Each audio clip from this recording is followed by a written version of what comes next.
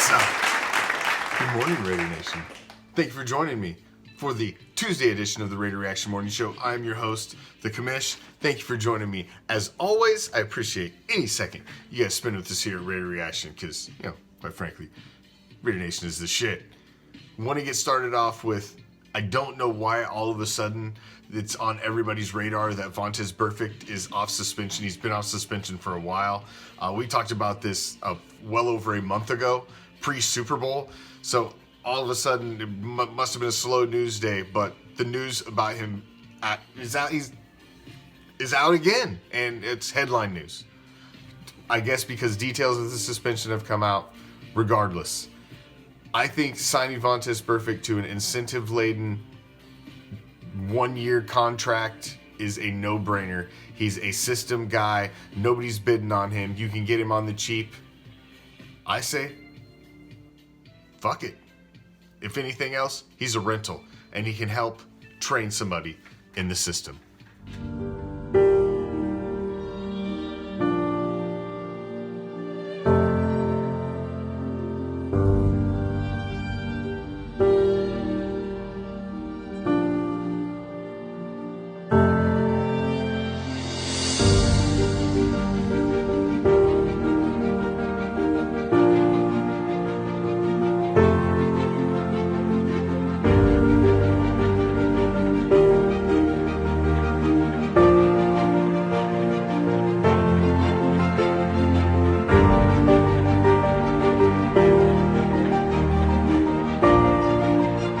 The 2020 Combine has kicked off, and I wanted to look back at the historic 2019 draft class.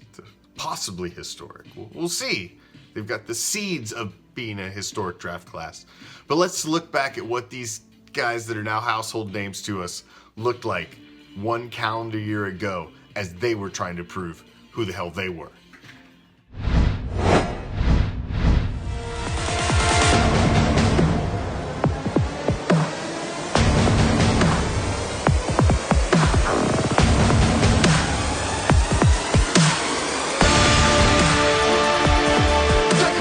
It was always a goal for us to get to this moment and be invited to such a great event like this.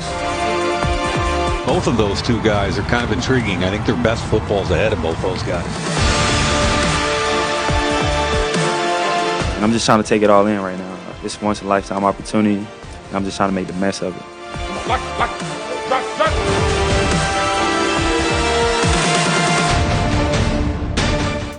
It is winding down at the end of Black History Month, and the Raiders organization, led by Al Davis, has been one of the most diverse and most forward-pushing organizations in all of professional sports.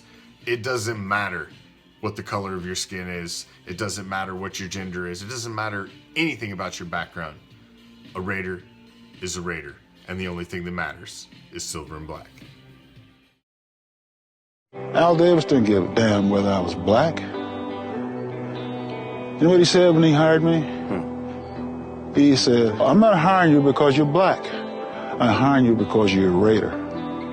And I know you. And I know what you're capable of doing. That's why he hired me. Not because I was black. I just happen to be black. And I love Al Davis to death. If you could say something to Fritz Pollard right now, what would you say to him? Fritz, the fight continues. We got to keep moving forward. You set the example. You made a difference. You made a difference for me. You made a difference for some others. Now we got to make sure we continue to fight. When you ripped football out of St. Louis and took it away from a city that saw a couple Super Bowl runs, one successful. They hoisted a Lombardi trophy. They were a Super Bowl winning city, and it just seemed weird for them to take football out of St. Louis. The St. Louis football fans have now adopted the fucking Battlehawks, I guess, because they have nothing else. They're coming out in droves, and this is what they think of the Rams owner who took football from them.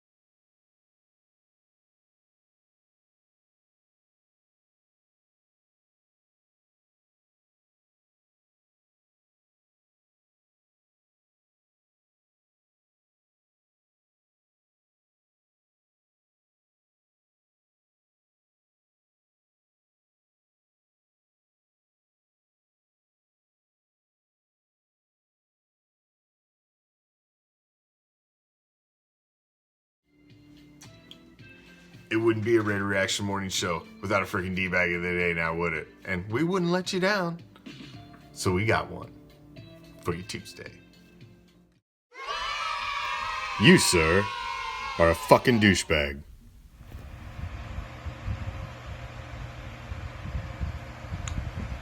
Hey, good morning. In lieu of the events of yesterday, my fucking douchebag of the day here for Tuesday, I'm gonna reach in the archives like our boy Chris Montiel did yesterday. Raider Chris. Douchebag of the day, Gail fucking King. Fuck it. Oprah too. And any of you motherfuckers out there that support that miserable bitch and what she did, that attempt at a fucking hatchet job on Kobe Bryant. So, Vanessa Bryant's not a public speaker, but she came out and paid a tremendous tribute to a great man, husband, father, and her daughter. Were you thinking about any of the things that she talked about when you were trying to do a hatchet job on a 25-year-old that the charges were dropped against because the whore that you accused, that you supposedly raped, had jizz in her body from people she had sex with after she was supposedly raped? You're a fucking cunt and a douchebag. You're the cunt of the day. Because there aren't enough douches in the world to clean out your fucking soul, you heartless bitch. Gail King, Oprah, and anybody that supports that fucking bitch and the hatchet job she attempted to do. Fuck all of you, you goddamn douches. Have a nice day. And you know, it's a Tuesday, and fuck, any day. Do I need a fucking reason? We just thought, Bo. Just because. When Bo touches the football, the anticipation is unparalleled in anything I've seen in football.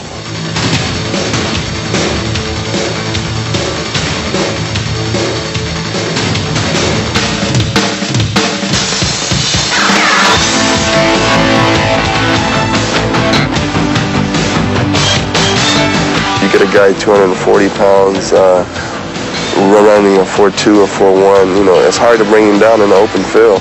You know, it takes more than one guy to tackle Bo.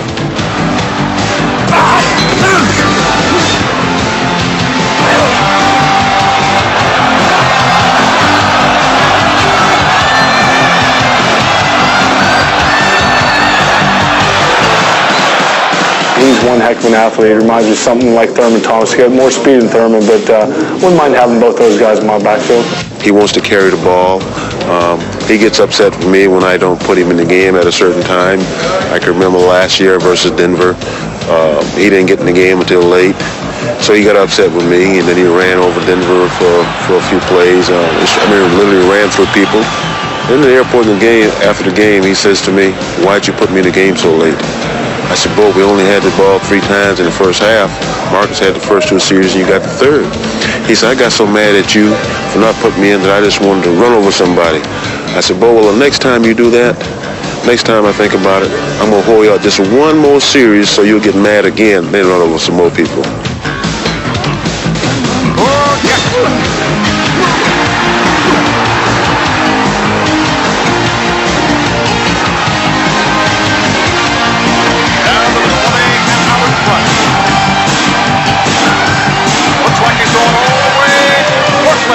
He could have kept going probably about another quarter mile and no one still would have caught him. Sometimes I throw a good block, sometimes I don't. And even when I just get in a guy's way and just slow him down for a second, that's all it takes for Bo to turn the corner and make something happen.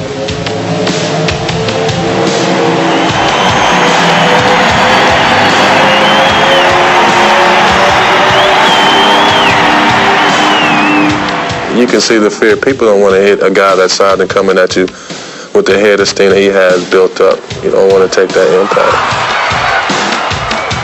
Bo likes to take the fight to you. He doesn't like to wait. He likes to attack you, so you have to be aggressive.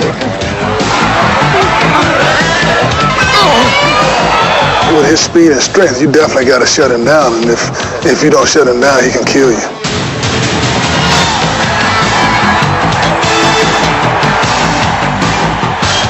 Everybody would love to have a Bo Jackson on their team. He's a measuring stick. When you go in the draft and look for a player, is he like Bo Jackson? Can he run as fast as Bo? Does he have the speed and explosion like Bo? Can he catch like Bo? So he's a measuring stick. A lot of people say, well, Bo shouldn't be trying to play different sports because certainly he's not putting his mind into his whole heart into one sport. I said, well, the man's got enough talent to play whichever sport he chooses to, and yet do it very well.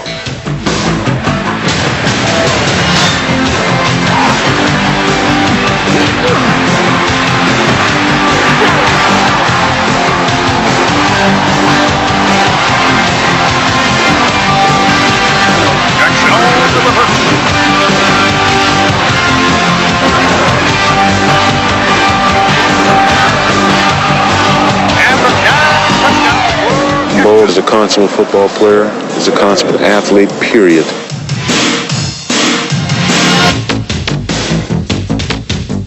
And now, to send you out on your way, to go out and kick Tuesday straight in the goddamn balls and just make it your bitch. Because I know you will. Your Raider quote of the day. And to stick with the theme. Football is easy if you're crazy as hell. Words from the great Bo Jackson. Have a kick-ass day, Raider Nation.